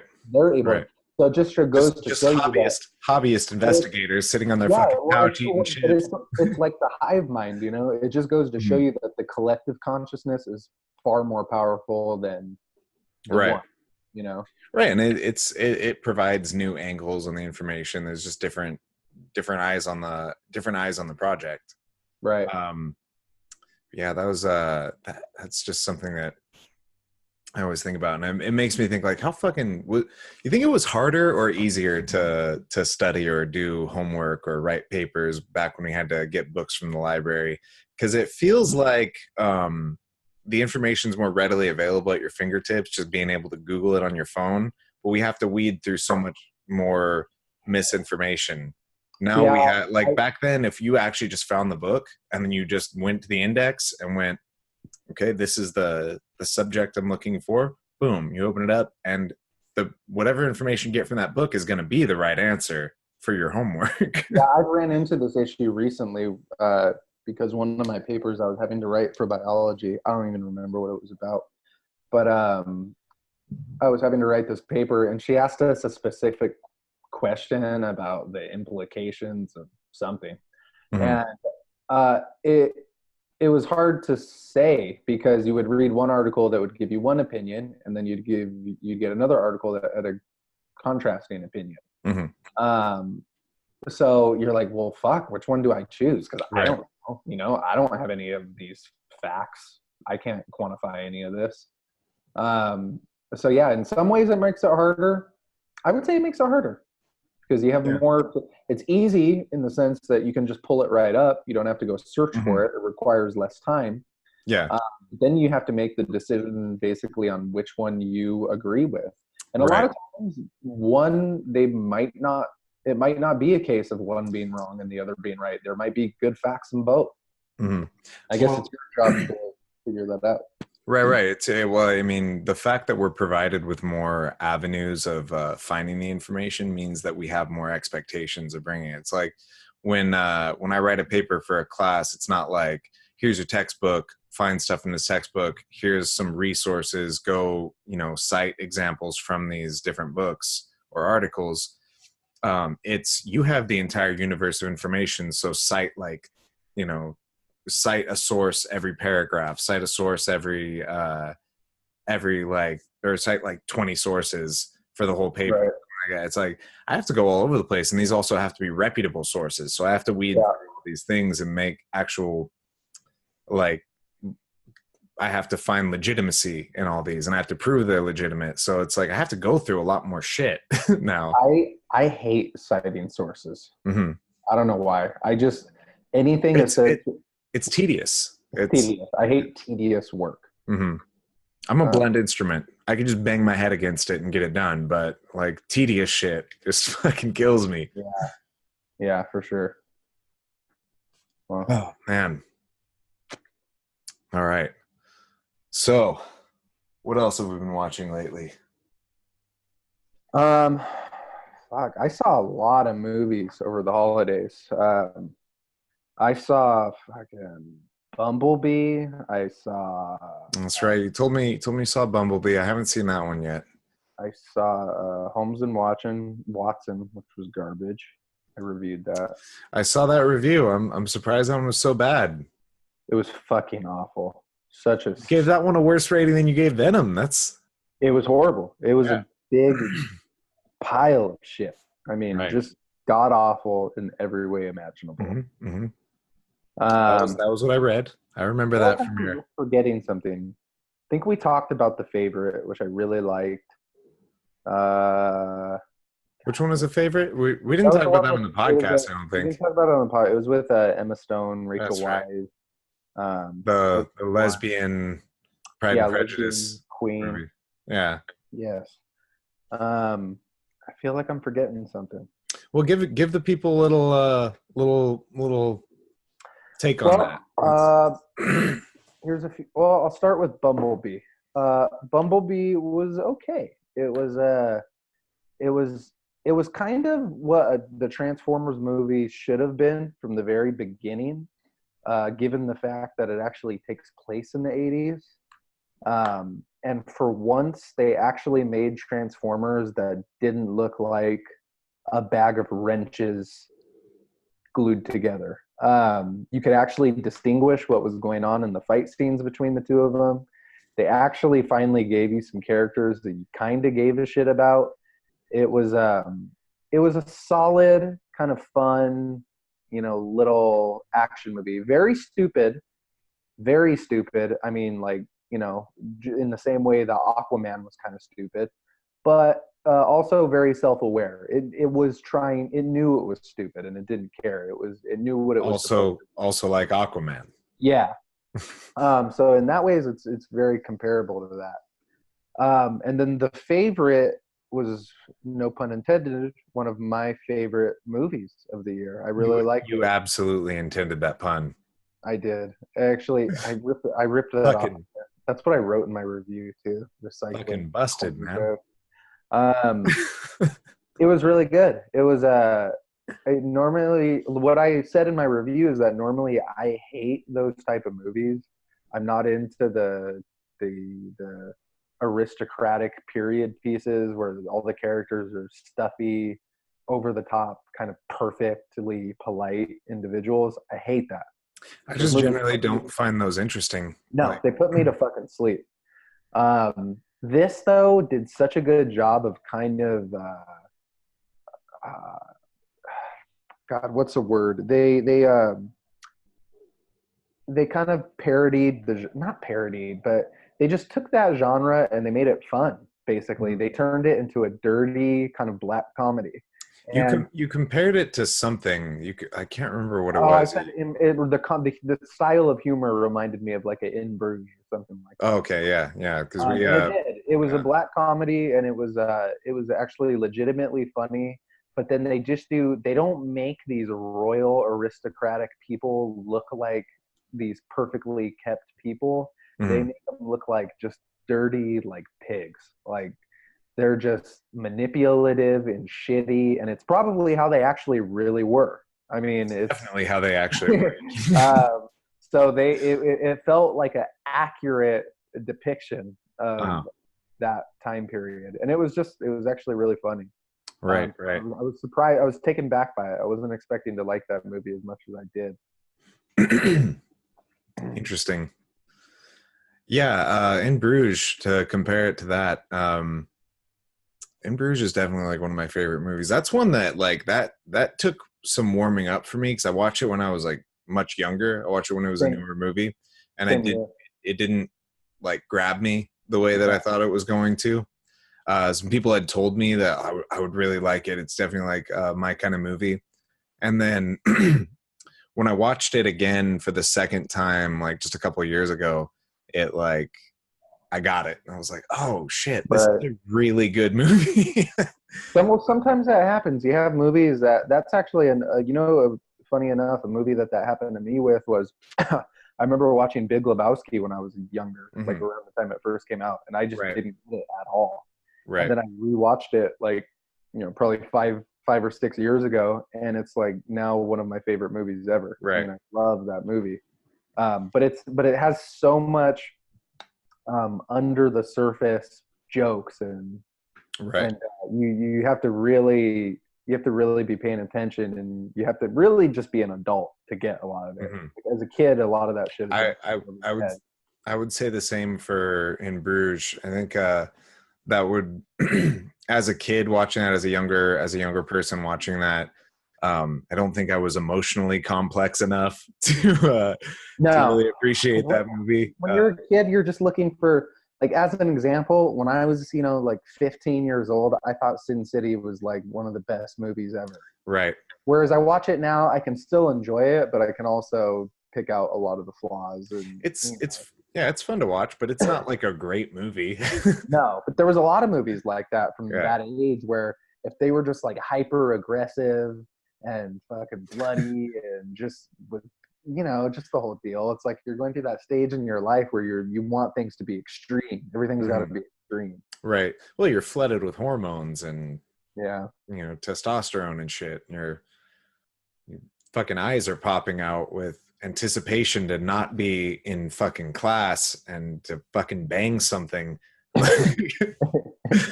Like to maybe just fucking hit somebody, whatever it is, any sort of release of any kind, like, and then a movie like that comes along and it just like feeds those urges. Right. Seems like just tailor-made for a young man's mind. Yeah. I felt the same when I watched Sin City when that first came out. I was like, this is like a perfect movie. It has naked women, violence, simple but easy to follow dialogue. Yeah, like it's got it all. Yeah, Elijah Wood as a creepy molestery cannibal. That was a perfect role for him. He was good in that role. Elijah Wood is really good at those like creepy roles. Have you seen Maniac? I haven't seen it, but I've seen parts of it. You definitely shouldn't see it. It's yeah. It's like it's definitely like has that Black Mirror like feel of like this could be real. That's why I've gone out of my way to avoid watching it, which I typically do with those kind of movies. I'm not a huge fan of like movies based on real life, like serial killers or anything like that, just because they do feel real, and they are real. Yeah. And, and they're like super disturbing, and you just come out of it like, whoa. Yeah. Maniac will definitely leave you with that feeling. Maniac is it's actually, I think it's really well made. It is a good movie, and it has a lot of like really creepy shit to it that makes it like good for like horror thrills. But as far as just like it leaves you with this filthy feeling, because the whole movie is shot out of Elijah Wood's eyes. Like you're going around as him. And, first person perspective. Yeah, and he's just like this fucking twisted ass murderer, just stalking girls, and you're like, you hear his thoughts and stuff the whole time. It's fucking like, it's a really dark experience. But I would definitely label that movie as an experience. It's really not it's not a passerby kind of just like put this on in the background while I'm doing some homework. Like you're definitely very engaged when you watch that movie. Right. And you probably aren't better for it when you come out of it. Right. There's a one that came out recently that's like that. It's the new Lars von Trier one, The House That Jack Built. I haven't watched that one yet. No. When Matt Dillon plays a serial killer. I've heard that movie is like brutal. Really? And supposedly there's like a strangulation scene in it that's like the most vivid one ever, and it's like supposed to be very disturbing. Mm-hmm. Did you ever see The Rise of Leslie Vernon? No. I feel like I heard of it. But, okay. I passed by this movie a lot of times, and me and Melissa finally watched it, and like we watched it like I think like a year or two ago, and so it kind of put me off because it was made like a documentary. Like it was supposed to be a horror movie, and it was made like a documentary. And then once I finally watched it, it was basically like this guy was a serial killer, like a horror movie serial killer, and this reporter girl was like following him around, interviewing him, and he was like going through the whole process of selecting a victim and like how It's kind of clever. yeah, I no, like like the premise. yeah, but the thing is, like, the guy was like really charismatic. He was like good on the camera, and he was showing how he like tantalizes the victim and like sets them up and does the scary moments. He's like, so you check this out. When she comes into the library to look up the history of this mysterious event, I'm gonna have the microfiche set up. So when she opens it up, she sees this. It's gonna be completely made up, but it's gonna it's gonna support all the facts that she. And then it shows the girl come. She's like, oh my god. So it's like a mockumentary. Kind of. Comedy. And then yeah, but then towards the end, when the whole like the horror movie situation is supposed to start taking place, it gets like super real and it turns into like a hardcore fucking horror movie. So it was really interesting, actually pretty well done. But it had a lot of comedy in the first, like the lead up of the movie. I'm trying to look that up right now, but I don't think I've heard that one. I can't remember the name of it exactly. I know like the second part of the name is The Rise of Leslie Vernon. There it is. It is Behind the Mask, Rise of Leslie Vernon. Okay. Rotten Tomatoes gave it a 74%. It must be good. If a horror movie gets a 74% on Rotten Tomatoes, it's good. Because they rate horror movies very harshly. Yeah. Well, horror movies do generally get rated pretty harshly. They usually aren't good. That's the problem with them. Yeah. Comedies as well. Comedies tend to get rated pretty harshly. What did you think about, did you see the list of Golden Globe nominees? No. I usually don't pay attention to those things. Not like a huge fan of the choices. I was kind of surprised by some of the picks. Did you ever see Bohemian Rhapsody? I didn't. No. I want to say don't waste your time because I had a feeling it wasn't going to be good, but it's strange to me because I was talking to Wyatt the other day, and he was saying that he had a kid in his class who went and saw it 3 times. It was so good. And I went to go see it with Ariana, and we both walked out of it like, yeah, that was lame. Like it was like the guy, Rami Malek, the guy who plays Freddie Mercury, does a pretty solid performance. Yeah, Mr. Robot. Yeah, the performance he does is good, but Bohemian Rhapsody is like the most phoned in. Like it's like they took the musician biopic playbook and just followed it to a T and made a movie out of it. Right. It's like any other one you've seen. It's like they had a chance to really throw some unique aspects of Freddie Mercury's life in there, and they just squandered it. And it was just like exactly like what would you expect? It's exactly what you expect. The lead singer, the charismatic lead singer gets too big for his britches and decides he doesn't need the band anymore. And then he gets AIDS and dies. Then he ends up he gets AIDS and he comes begging for him back. And you could tell that this movie, Queen, were very much protecting their image with this movie.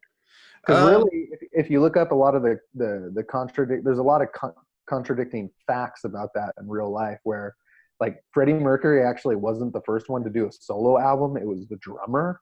The fucking drummer. Never a good idea for the drummer to do a solo album.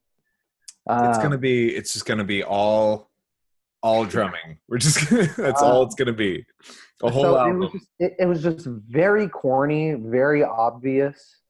It was somewhat entertaining. I wouldn't call it a bad movie, but it wasn't fucking Oscar worthy by any means from my perspective. Well, honestly, just by looking at it, I didn't see what else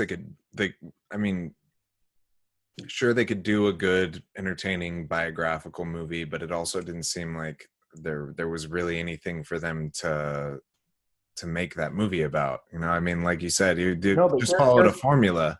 Here's the thing, though. If the original idea was Sacha Baron Cohen was going to come in and play Freddie Mercury. Sacha Baron Cohen. That's a bad idea. No, that is a brilliant idea. Of He was going to course. play Freddie Mercury, and he when he did a Howard Stern interview where he talked about this a few years ago. He wanted to really make this like an R-rated, edgy movie where they'd go into like. Of course he did. Supposedly- That's such a big going. Supposedly, Freddie Mercury would have these like legendary parties Yeah. where there would be, dwarfs walking around with plates on their head that had cocaine all over them and like all kinds of crazy shit. Yeah. And you get really none of that in that movie. Right. Like it's super watered down. And he wanted to go into some of that. He wanted to, and Sacha Baron Cohen said he knew the movie wasn't going to happen when he was talking to the other band members.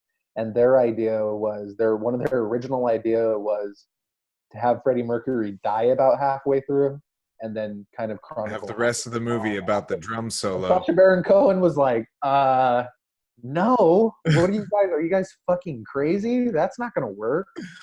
So I don't know. It just felt like it could have been a lot more interesting and silly. So there's definitely like, I definitely don't mean to like say that there wasn't anything that could be interesting about it, but as a like a Oscar friendly, movie, it just wasn't gonna be. Well, for the people out there, if you guys haven't seen it, do yourself a favor and just watch like a documentary about Queen, and it's probably 10 times more interesting than that movie was. Oh, yeah, sure. Yeah, other than that, I haven't really seen a lot of new things lately that are super interesting. I know one thing we talked about before, I mentioned to you, I finally got back to watching Berserk. I watched the original, the 1997 season, and that was a really weird show because, like, I mean, as someone who never read the manga, I don't even know how to say it. Most of them, like, anime is based off that. These fucking comic books that have these extremely long, expansive stories, these established characters. So this show is like the first like 25 episodes, or the first like 23 episodes of it is like this origin story for this character who is not really established yet. And then the whole season the whole show is 25 episodes long. Right. So the place that it ends at is like the story's just getting started. Which would be one thing if this was going back to a person, like a show that had already like pre-existed. We'd already had this character really established as, he's like a demon hunter guy. He like fights monsters and has all these interactions with these supernatural characters, these deities and demons. But we didn't have that established because that show didn't exist yet. There's like the opening scene where they show him fight this monster, and then there's 23 episodes of him like building up a relationship with these like mercenaries and like these kingdoms and shit. Like really not that exciting stuff. And then like the last 2 episodes, it gets back to these fucking demons. Basically, like the ending scene of the show is him cutting off his own arm with a broken sword and fucking getting his eye gouged out while he watches a demon rape his girlfriend. And then the show just ends on that. Why did he cut off his own arm for?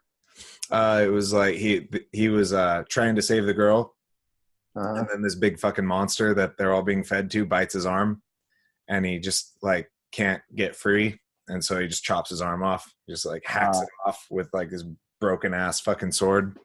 While his girlfriend is being raped by a demon. While she's presently being raped by a demon. I don't know too much about Berserk, but what I have heard is that it's like really crazy.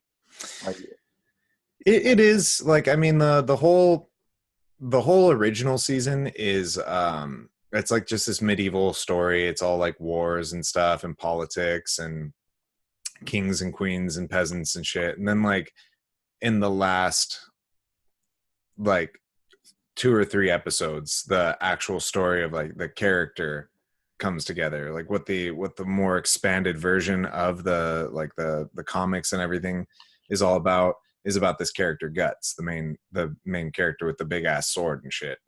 Right. But it doesn't even get to that until the end of the show. And then in 2016, they came back with this really, really horribly animated season, but it was like more to the point. The story structure and everything was way better. But yeah, I remember we talked about that before, yeah. the animation on that. Yeah, some of that new anime has got just this fucking awful animation.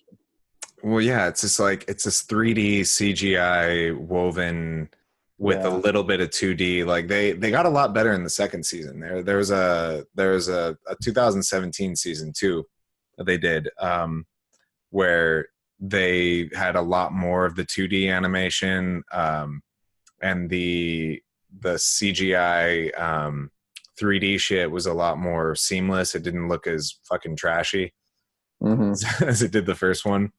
But I don't know.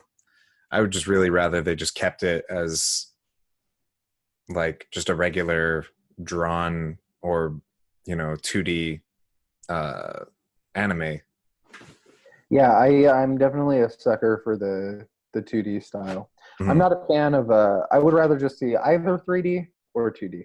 I don't like anything. Well, I mean, it's a cartoon, like cartoons hold up over time because they're not like they're not reliant on the technology. They're the art. They can be hand drawn or they can be created. They can be generated on a computer, but it's not reliant on like the camera quality or whatever graphic ability that you have. Like if you use fucking graphics, it's gonna look fucking trashy in a couple of years. Right. When people adjust and get used to better graphics and newer technology, you just draw it and make it look like fucking art, it's gonna look good. Right. But I don't know. That was like for me, those last two seasons were actually really good. They were very to the point. The characters were good and the story was structured well. It's just the animation is like unbearable. I'm gonna have to watch that so I can formulate my opinion on it. I also like the original show and the newer one. There's something about the overall like depth of it, how extensive the story is and how much they try to develop the characters, where it seemed like not really fitting for 20-minute episodes. It seemed like there was too much going on to just change an episode every 20 minutes. Like it would make more sense to just watch like an hour of it at a time. Kind of like threw off 45 minutes. Yeah. Threw off the pace of the show. Yeah. I don't think it was paced well for a 20-minute show. Yeah. So what do you think about, is there any there's some big movies coming out this coming up year? There was a list that I was looking at online the other day, and they were talking about movies they were most excited for. And one of the ones that I'm really excited for is the Quentin Tarantino one, Once Upon a Time in Hollywood. That's the one where like a sequel to Once Upon a Time in Mexico. No, it's where Johnny Depp already has his eyes gouged out. That's okay. I'm glad and he's shooting a bunch of Hollywood execs. I'm glad you brought that movie up because that's another example of a movie I thought was amazing when I was a teenager. I absolutely loved that movie. I tried to watch it recently. It didn't have the same effect. Right. That's on that list for sure. Once Upon a Time in Hollywood is interesting because it stars Brad Pitt and Leonardo DiCaprio, and it's somewhat of a, I don't know if it's a biopic, but it takes place, you follow the neighbor of the guy who lived next to Sharon Tate. He was a stuntman. And so it's going to have Charles Manson in it. It's going to have Sharon Tate. They've casted a dude as Bruce Lee. Sounds like a super out there movie. So this can be really good. It can be really interesting, but I can also see with Quentin Tarantino's directing style that this could also be not good. I could see this being too cartoony to take these characters and play this out. But I would hate to speculate. I would really just like to see what happens. It's an interesting cast. They're gonna have Al Pacino's in there. Typical of Quentin Tarantino, he has some randoms. Al Pacino, he's got Luke Perry. Okay. As I said, Brad Pitt and Leo DiCaprio, Lena Dunham, Rumor Willis. I mean, just like all kinds of random ass actors. Rumor Willis. Yeah, that's Bruce Willis's daughter, Demi Moore's daughter. I don't know her. She's got a head on her. She looks like a bobblehead. She kind of looks like Bruce Willis. You know, she's got a big dome. How do you say? Is it rumor like the word rumor? Like Rumer. That's a stupid name. As soon as you look at her, you're like, oh man. Wow, that's something. Bruce Willis and Demi Moore. Something happened there. It's an interesting look. That's all I'll say. I feel really bad saying this, but she looks like Mask from the movie Mask. Oh, dude. You just went way too hard. I was trying not to go that far. Well, but now you have to agree with it. If they were to do like a Jesus, perfect. If they were to do a Ricky Lake biopic, yeah, for sure. In that role. Yeah, it should be perfect. She could be also. She would play a really good young Monica Lewinsky. Monica Lewinsky, who, by the way, I just watched the Bill Clinton documentary about a month ago. Monica Lewinsky looks great now. She looks like 10 times better now than she did when she was sucking on old Bill's ding dong. Really? Yeah. It looks like, you know what? I'm looking at some pictures of Rumor Willis here, and it looks like she might have just gotten like some bad surgery or something. Because there's some pictures where she looks pretty normal, and then there's pictures where her chin is just like. I think the pictures that you're looking at of the bad surgery are probably the result of good surgery. And I think what you're looking at is pre-surgery. Yeah, maybe. Blown out chin. I don't know, but she doesn't look natural. Like these blown out chin pictures, like it doesn't look like that's what a face looks like. Right? No. Willis is barely recognizable according to this. It looks. I don't want to get too far into this. I think this is a rabbit hole we don't need to go down. Last thing I'm going to say, it looks like a character off Family Guy. Yeah, she's very, very Quagmire-y. We went way too deep on Rumor Willis. Yeah, you know what? I regret this. And all of you who are listening or watching should share in my regret and Google Rumor Willis if you've never seen her, because holy shit. That is a cartoon character. Yeah, anyway. So she's going to be on the she's going to be in Once Upon a Time in Hollywood. Yeah, well, you guys are going to see this. Get ready for it. Once Upon a Time in Hollywood. What else is coming out? I haven't really been looking at what's coming out. Captain Marvel. Oh, that's right. Which the trailers I was not a big fan of. Thought it looked kind of stupid. Look wishy-washy, you know. I mean, most superhero movies look kind of stupid on the trailer. You know, you have to take them in as a movie. So, yeah, that's coming out. Of course, how could you forget Avengers Endgame? Oh, yeah. That's a huge one. That's coming out pretty quick, right? That's going to be out, I think in March? Yeah. April? I saw a trailer for that. I know that's coming up. I really liked that trailer. Yeah, with Tony Stark in the spaceship just dying. Yeah, I mean that's how you do a trailer right. Like it comes out April 26th. Okay. That's how you do a trailer right. It gave you just like not too much, but just a little bit of everything. It kind of just updated you without spoiling. Yeah. Should try to plan it so we can go see that. Yeah. Yeah. So April 26th, set something up. We're going to be in the same city. Let's go watch that movie. Yeah. Let me see. Oh, how does that line up with the marathon? The marathon. I know that last year I went to go see the Avengers Infinity War the day before the San Luis Marathon. So this might fall into that same category. That could work because we'll be in the same place. We'll be ready to be getting ready to do the marathon or recovering from it, depending. Mm-hmm. So yeah, I'm looking that up right now. Could work. It could work. Man, my voice is just shot right now because you sound like shit. My wife got me sick, as she always does. It drives me nuts because she's always the first one to get sick. Always. I'm never, ever the first one to get sick. That no good filthy wife of yours is always getting you sick. The slow marathon is on April 28th. So wow. We could go see this like a couple of days before it or the day before it. That would be good. It would get us in the zone.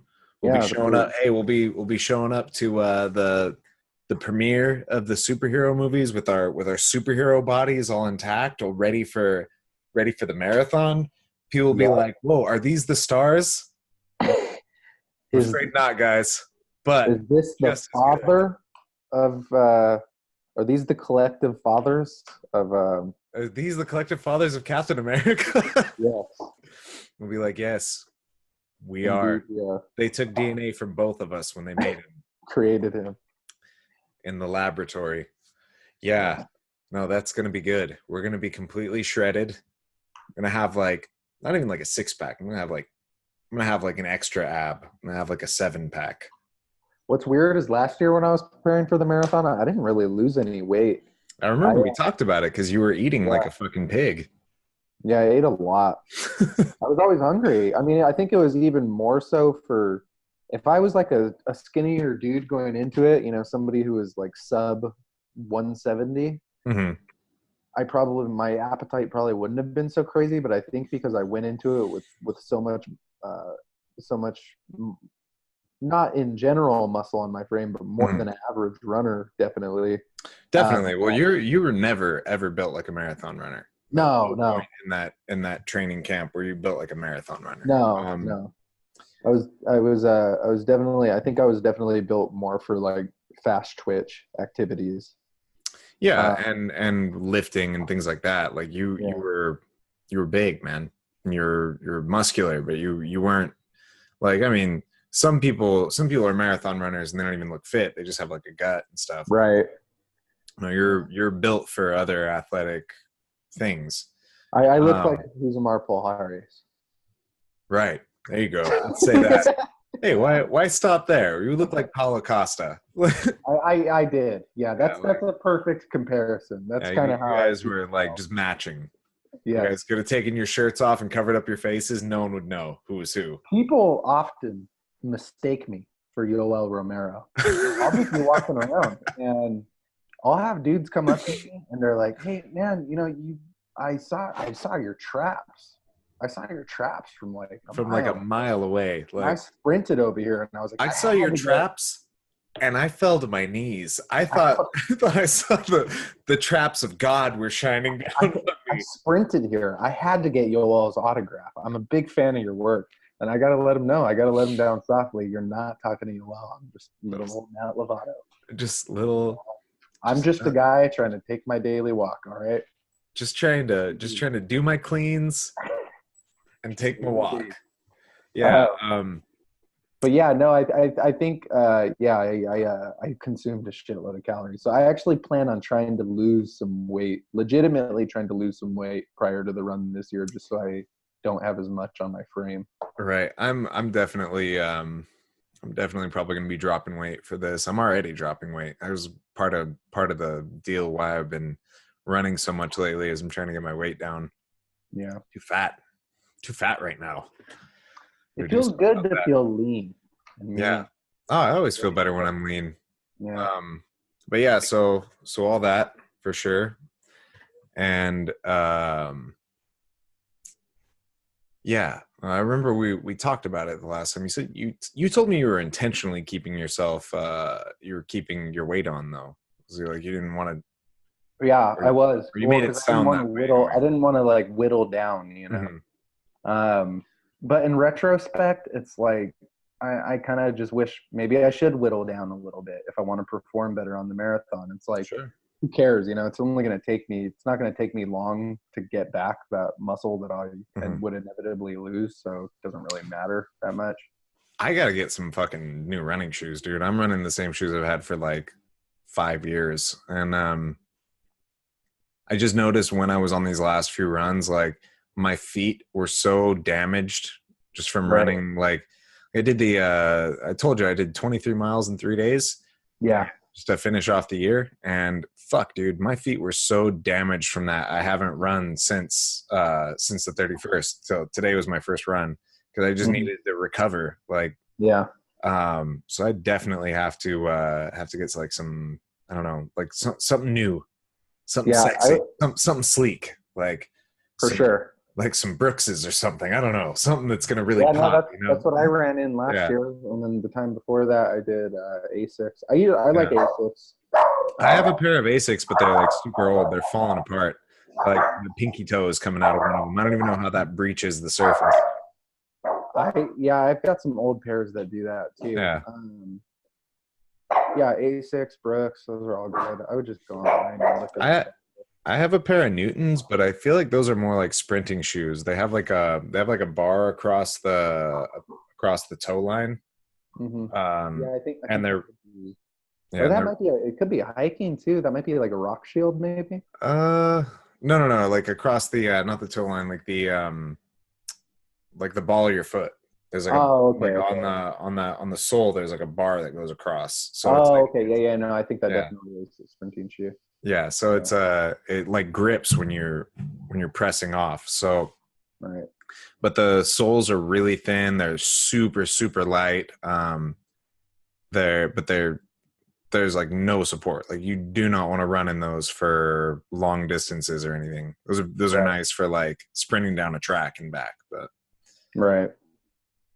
yeah, so I got to get something that's going to protect my feet from my big fat body slamming into them for miles at a time. It is a bummer how even though we're barely 30, well you're coming up on 30. You shut your fucking mouth. I'll be 30. I won't be 30 by the marathon, but I'll be 30 shortly after that.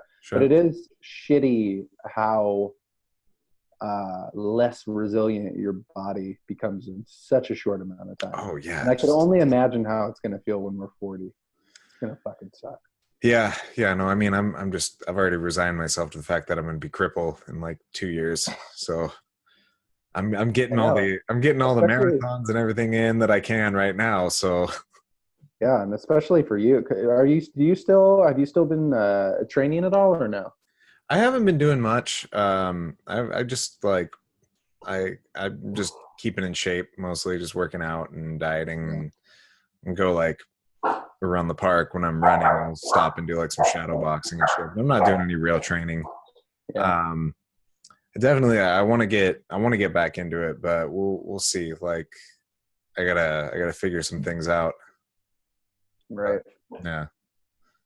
I'm bummed because I haven't been to my. I started doing. I think the last time we had done a podcast, we talked about this, but I started doing kickboxing again, and I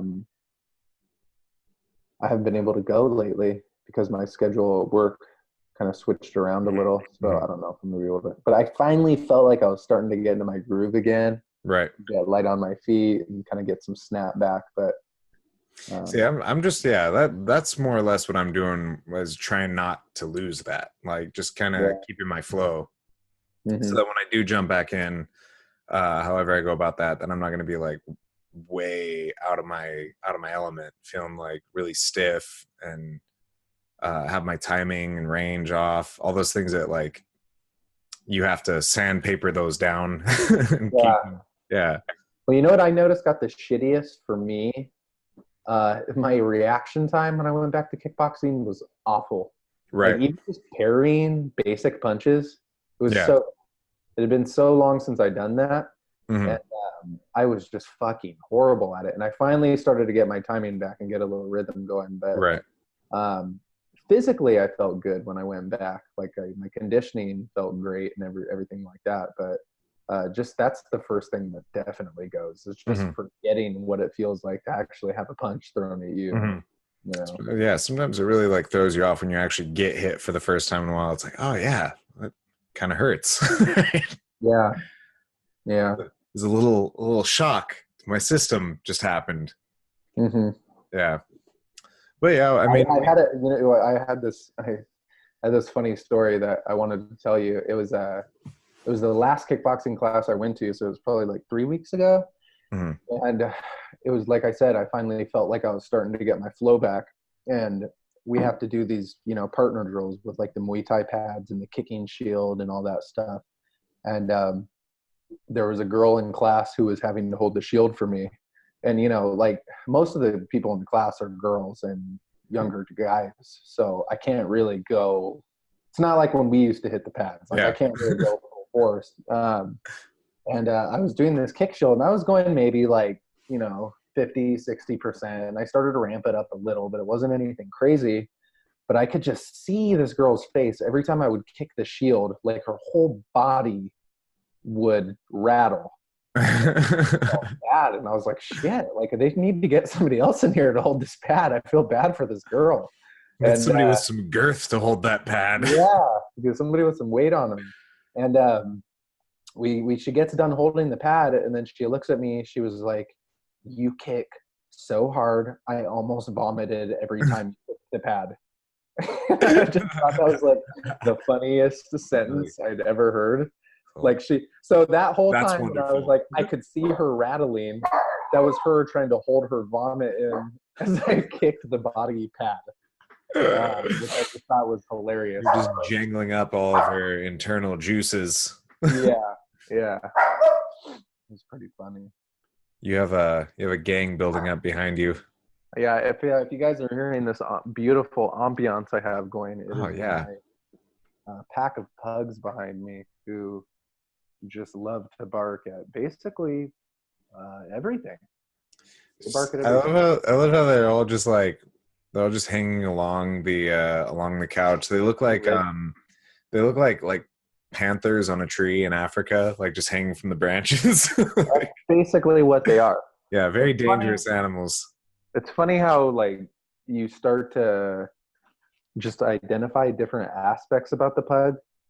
And I've been able, it's funny what you do with animals, because I've been able to identify what type of nut I associate each pug with. So for some reason, Lily, who's directly behind me, reminds me of a macadamia nut. Of course. Tuxedo, who's the smallest, he's the middle guy over here. He looks like a peanut because he's got a little peanut head. Walter, over here in the corner, the biggest boy, the stud muffin of the group. Walter is most definitely a walnut because he's got a big wrinkly face. And Molly, who's the part Chihuahua, she's the chug. She's a little more slender in her build. She's like a cashew. She's built like a cashew. I could see that from here. Yeah. So I've turned all of my dogs into nuts. Yeah. And macadamia nut back there just gave us like a big smile. Oh yeah, Lily's like super cute. She's just adorable. Cute little girl. I'm very fond of your pugs. One day I'd like to get my hands on them and scrunch their faces. Never in my wildest dreams did I think I would be surrounded by this many. Oh yeah. Pretty crazy. It was bound to happen. I could have told you years ago.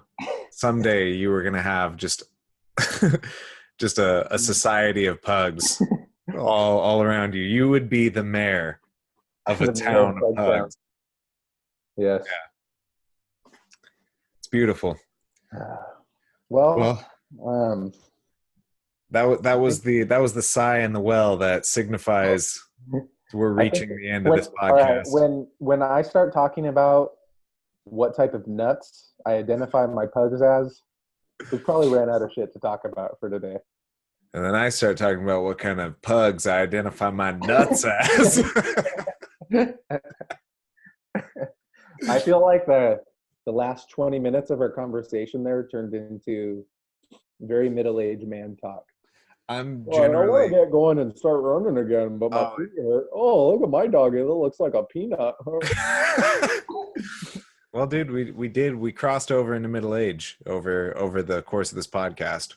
We went from being just young, spry, comic book reading, super powered, testosterone charged young men watching porn and Sin City and just beating people up and driving fast cars to getting a nice responsible family vehicle like a Honda Odyssey.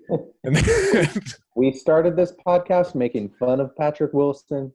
and then we became Patrick. We ended this podcast becoming Patrick Wilson.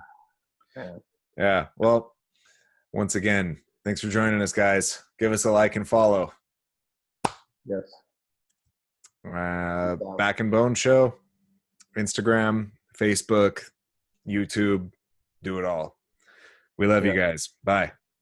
Bye-bye.